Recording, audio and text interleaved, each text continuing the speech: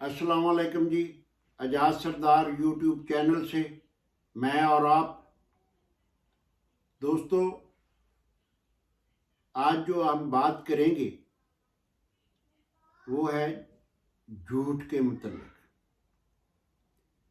एक मर्तबा हज़रत मोहम्मद सल्लल्लाहु अलैहि वसल्लम के पास एक आदमी आया।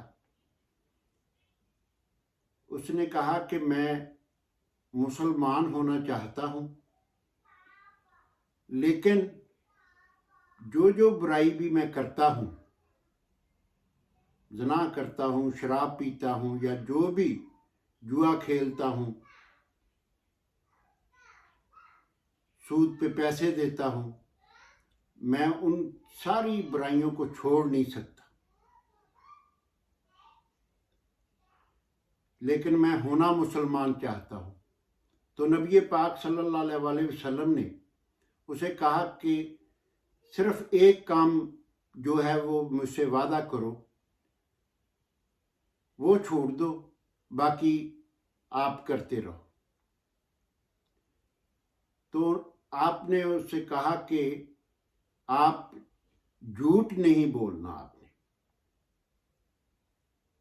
सच बोलना है, झूठ छोड़ दो, बाकी कुछ ना छोड़ो। तो उसने कलमा पढ़ लिया। अगले दिन जब वो खिदमत में हाजिर हुआ तो आपने उसकी खैरियत दरियाफ्त की और उसकी मसरूफियत के बारे में पूछा, क्योंकि वो झूठ का वादा कर चुका था कि नहीं बोलना। तो उसने जो जो किया था वो सब कुछ बयान कर दिया। आपने उससे कुछ नहीं कहा, लेकिन उसको बयान करते हुए दिल में बड़ी शर्मिंदगी हुई। फिर अगले दिन वो जब आया, फिर आपने उससे पूछा, खैरियत पूछी, हाल अहवाल पूछा और पूछा कि क्या मसरूफियत रही। फिर उसने जो जो किया था, जुआ खेला था, शराब पी थी या कोई जो भी गलत काम किया था, उसने सब बताया। पहले दिन से उसको ज्यादा अगले दिन शर्मिंदगी हुई। तो तीसरा दिन आया तो वो जब आया, नबी पाक ने उसकी खैरियत पूछी, घर के बारे में पूछा, फिर उसकी मसरूफियत के बारे में पूछा। उसने जब फिर जो जो किया था बयान किया तो उसको बहुत नदामत हुई। तो उसने सोचा कि इतनी नदामत जो होती है, अगर मैं ये काम ना करूं तो इसमें नुकसान क्या है।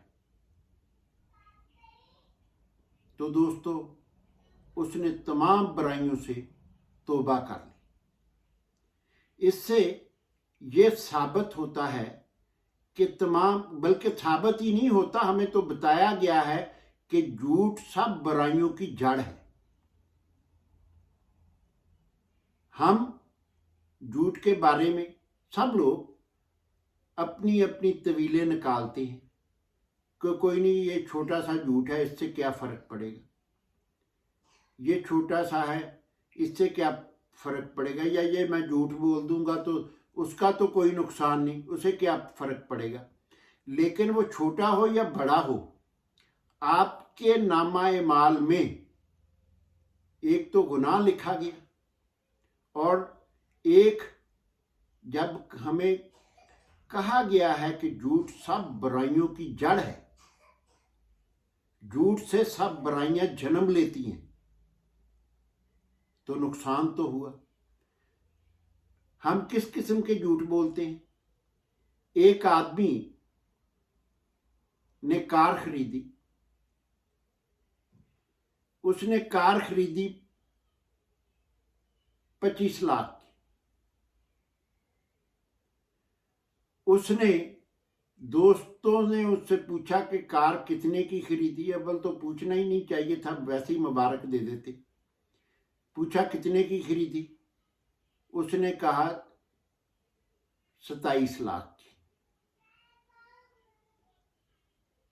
तो दोस्तों, मैं इस पे गौर कर रहा था कि जब तक उसके पास वो कार रहनी है, उसको हर मर्तबा 2 लाख का झूठ बोलना पड़ना है। वो उसके पास कार 6 माह रहे, साल रहे, 2 साल रहे, 4 साल रहे, उसको उस पे झूठ बोलना पड़ना है। इसी तरह अब तो हम अपने आप को बड़ा साबित करने के लिए कि हमारे बड़े तलकात हैं, हम या हमारा नॉलेज बहुत है, किसी जगह पे, किसी महफिल में, किसी जगह पे भी, खा मस्जिद हो, बाहर हो, हम झूठ बोलने से गुरेज नहीं करते। कोई महफिल हो, कोई जानता हो या ना जानता हो बड़ा आदमी, अपने तलकात शो करने के लिए हम कह देते हैं कि हमारे बड़े उससे तलकात हैं, फलां से भी बड़े तलकात हैं। लेकिन जिन दोस्तों को, साथियों को, या जिन लोगों को हम ये कह रहे हैं कि हमारे चीफ मिनिस्टर या वजीर आजम तक तलकात हैं, आपके कहने से ना तो उनका कोई नुकसान है, ना उनका कोई फायदा है, लेकिन आपके नामाए माल में वो झूठ लिखा गया। या मतलब आप कि आपने कोई सूट खरीदा, सूट की किसी ने पूछा यार आपका सूट बड़ा अच्छा है, कितने का है? तो वो बताने में ही उसका रेट जो है वो बढ़ा के बता दिया। तो वो आपसे सूट खरीद थोड़ा रहा है, वो तो इन्फॉर्मेशन के लिए आपसे पूछ रहा है कि सूट कितने का है। अगर आप उसको बढ़ा के ना बताते तो असल कीमत ही बता देते तो इसमें आपका भी कोई नुकसान नहीं था। इसी तरह जब आप अपनी रोज़मर्रा ज़िंदगी पे गौर करोगे तो हम ऐसे छोटे छोटे झूठ जो हैं वो ज़िंदगी में कितने बोलते हैं। फ़ोन पे किसी पे बात हो रही है, अगला पूछता है कि कहाँ हो, बैठे आप अपने शहर में होते हो, बता अगले को दूसरे शहर का होते हो, बैठे आप साथ वाली गली में होते हो, बता उसको मतलब है किसी और का शहर का होते हो कि मैं वहां हूं। या कोई आपसे कहता है कि यार मैंने फ़ोन किया था आपने अटेंड नहीं किया, बैठे तो आप फारिग होते हो, कह देते हो यार मसरूफियत बड़ी थी, या मैंने नंबर ही नहीं देखा, या फ़ोन कहीं और पड़ा था। तो इन अगर सारी चीज़ों पे हम गौर करें कि हम इन छोटी छोटी चीज़ों पे कितने मर्तबा दिन में झूठ बोलते। तो दोस्तों, एक मैं उस वक्त छोटा सा था, तो एक महफिल में बैठा हुआ था, तो एक आदमी अपना बड़ापन साबित करने के लिए कहता, बुजुर्ग था, कि मेरी अल्लामा इकबाल के साथ बहुत दोस्ती थी, डॉक्टर अल्लामा इकबाल के साथ। उसको देसी अंडों का बहुत शौक था, तो जब मैं कभी कभार उसे मिलने जाता था तो मैं साथ देसी अंडे ले जाया करता था। तो एक दिन मैं अंडे लेके गया तो मुझे पता लगा कि वो ऑपरेशन थिएटर में है। तो जब वो मैंने डिस्पेंसर को कहा कि डॉक्टर साहब को बताओ कि फलां आया है, अपना नाम बताया, तो डॉक्टर साहब जब बाहर निकले ऑपरेशन थिएटर से तो उनका गाउन जो था वो खून से बहुत भरा हुआ था। तो वो मुझे मिले और कहने लगे भी आज जो मैंने ऑपरेशन किया है बहुत बड़ी रसौड़ी थी आदमी के जो मैंने निकाली। इस तरह उसने बड़ी बात बना के बताई। तो जो पास बैठे हुए थे उन्होंने उसको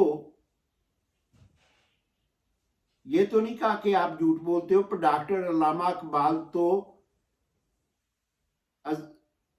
दूसरे डॉक्टर थे, वो ऑपरेशनों वाले तो इलाज वाले तो डॉक्टर ही नहीं थे। लेकिन उन्होंने उनको भी शर्मिंदा ना किया और उनकी बात सुन ली और खामोश रहे। लेकिन उसने अपनी बड़ाई साबित करने के लिए कितनी मतलब इस कहानी को बनाया और महफिल में बयान की, और पता नहीं उसने ये ज़िंदगी में कितने लोगों को कहानी सुनाई होगी, और हर वे मर्तबा जब सुनाता होगा तो उसके नामा अमाल में वो झूठ लिखा जाता होगा। इसी तरह दोस्तों, एक महफिल में एक आदमी कहने लगा कि मेरे वालिद ने शेर का शिकार किया था। एक शेर जिंदगी में उसने शिकार किया, मारा था। तो पास ही एक आदमी उस महफिल से बोला कि कब किया था आपके वालिद ने शेर का शिकार? तो वो बड़ा चालाक था बोलने वाला। उसने कहा जब आपके बाप ने 2 शेर मारे, जिस साल मारे थे। कहना अच्छा अच्छा, मुझे याद आ गया, ठीक है। तो दोस्तों, दोनों को क्या मिला? दोनों ने अपने नामाए माल में झूठ लिखवा लिया। जिस तरह आप दौरे हाजिर में फेसबुक पे देखा होगा कि एक एक टाइम में 5-5, 7-7 आदमियों को एक एक टाइम में, मैं एक दिन एक आदमी के पास बैठा था, कोई वो इस तरह लगा हुआ था जिस तरह कोई उसको बहुत इमरजेंसी हो, कि एक को मैसेज करके हटाए, फौरन दूसरी की प्रोफाइल पे मैसेंजर पे चला गया, उसको उसके मैसेज का जवाब दिया, फिर फौरन तीसरे की मैसेंजर पे चला गया, उसको उसका जवाब दिया, फिर चौथे की, 5 प्रोफाइलों के मैसेंजरों पे वो एक टाइम में जवाब दे रहा था और सबको अपने प्यार मोहब्बत का यकीन दिला रहा था।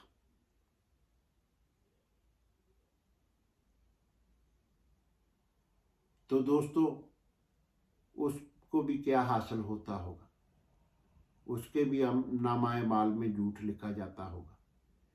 एक और है कहावत बनी हुई कि एक लड़की कार्ड शॉप पे जाती है, तो उसने कहा मुझे कार्ड चाहिए,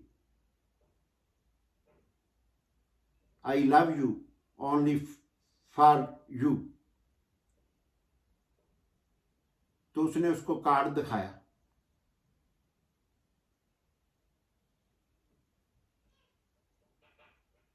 तो उसने उसकी प्राइस उसको बताई। तो उस लड़की ने दुकान वाले से कहा इस 12 दे दो।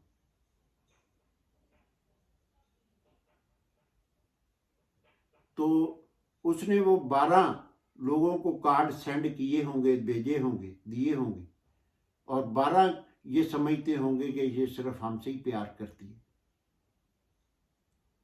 इसी तरह उनके जवाब में भी कार्ड आए होंगे, उन्होंने भी 12-12 ही लिए होंगे, शायद ज़्यादा लिए हो।